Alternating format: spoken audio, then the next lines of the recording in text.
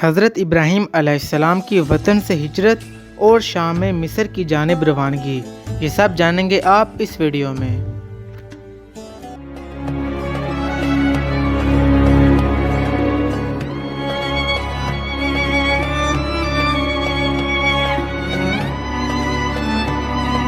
बिस्मिल्लाहिर्रहमानिर्रहीम। अस्सलामु अलैकुम तमाम मुअज़्ज़ज़ व्यूवर्स को एक्सप्लोर इस्लाम में खुशामदीद।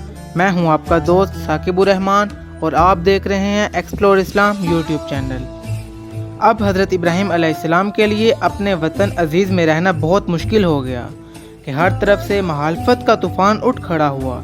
सबसे पहले बाप मुखालिफ हुआ और उसने जला वतन करने और संसार करने की धमकी दी।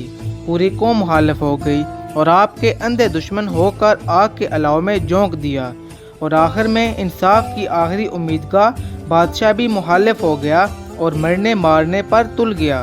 लेकिन बदबख्त कौम ने कान नहीं धरे और रश्तो खदायत को कबूल नहीं किया और हज़रत इब्राहीम अलैहिस्सलाम की बीवी हज़रत सारा रज़ियल्लाहु ताला अन्हा और आपका ब्रदरज़ादा हज़रत लूत अलैहिस्सलाम के अलावा कोई एक शख्स भी मुसलमान नहीं हुआ। और जब अल्लाह ताला ने मुशरिकों के इरादों को हाक में मिलाकर हज़रत इब्राहीम अलैहिस्सलाम के लिए आग को ठंडक और सलामती बना दिया, तो हज़रत इब्राहीम अलैहिस्सलाम ने किसी और जगह जाकर पैगाम हक़ सुनाने का इरादा फरमा लिया और इधर कौम की नाफरमानी और सरकशी की नहवत से मुल्क में आम कहत पड़ गया और हर तरफ गले की नायाबी और महंगाई का दौर दौरा हो गया। और इस तरह शाम में दीनी और दुनियावी दोनों तरह से रहना मुश्किल हो गया। तो आपने फरमाया, तर्जुमा, मैं तो अपने परवरदिगार के आसरे जा रहा हूँ, वो मुझे कोई रास्ता दिखा देगा। लिहाजा हज़रत इब्राहीम अलैहिस्सलाम अपने वालिद आज़िर और कौम से जुदा होकर वहाँ से चल दिए और दरियाए फरात के मगरिबी साहिल पर आबाद एक बस्ती में चले गए जो कलदानीन के नाम से मशहूर है।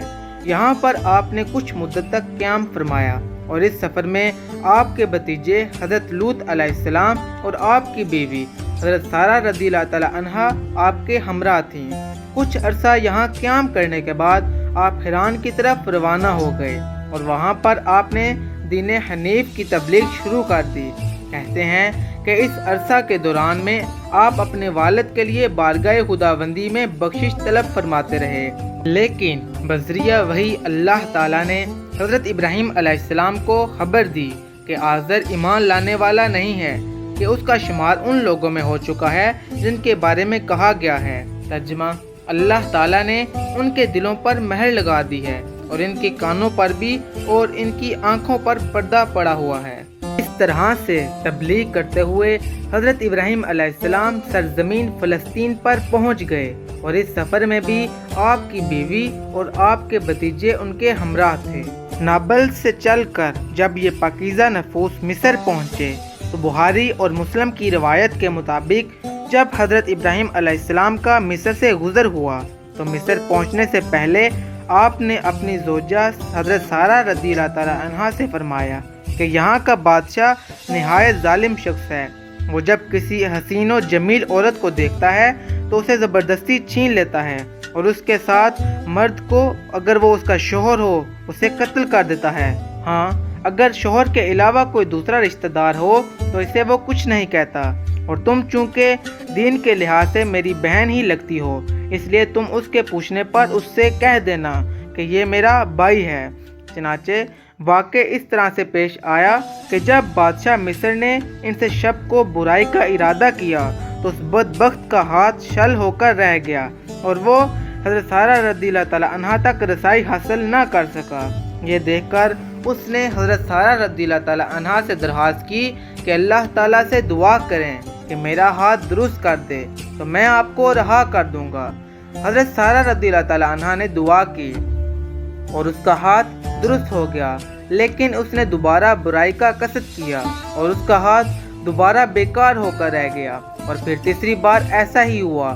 तो ये देखकर उसने हज़रत सारा रज़ियल्लाहु ताला अन्हा को फ़ौरन छोड़ दिया और अपने मुलाज़मों से कहा कि इसे फ़ौरन यहाँ से ले जाएं कि खुदाई ताकत उसके साथ है, और अपनी एक बेटी हाजरा उनके हवाले करते हुए कहा कि इसे अपनी खिदमत के लिए अपने हमरा ले जाओ, ये तुम्हारी खादमा है اور جب حضرت سارہ رضی اللہ تعالیٰ عنہا حضرت حاجرہ کو ساتھ لے کر حضرت ابراہیم علیہ السلام کے پاس پہنچی تو آپ نے حال دریافت کیا تو حضرت سارہ رضی اللہ تعالیٰ عنہا نے کہا کہ اللہ تعالیٰ کا شکر ہے کہ اس نے اس ظالم و فاسق سے ہمیں نجات بخشی، اور آپ کو مبارک ہو کہ اس نے اپنی یہ بیٹی بطور خادمہ کی ہمیں ہدیہ کی ہے۔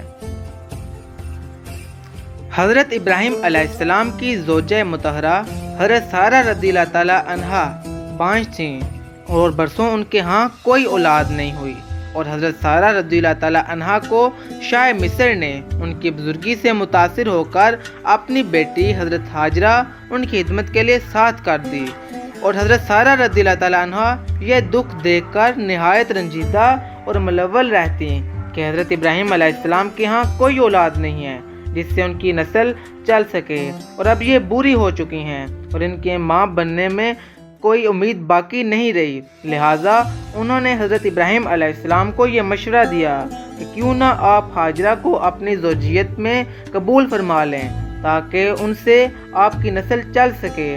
لہٰذا باہمی مشورہ سے حضرت ابراہیم علیہ السلام نے حضرت حاجرہ سے نکاح فرما لیا، اور اس کے نتیجے میں حضرت اسماعیل علیہ السلام کی ولادت عمل میں آئی۔ قصہ حضرت اسماعیل علیہ السلام کا یہ سب جانیں گے آپ اگلی ویڈیو میں۔ تب تک کے لیے اللہ حافظ۔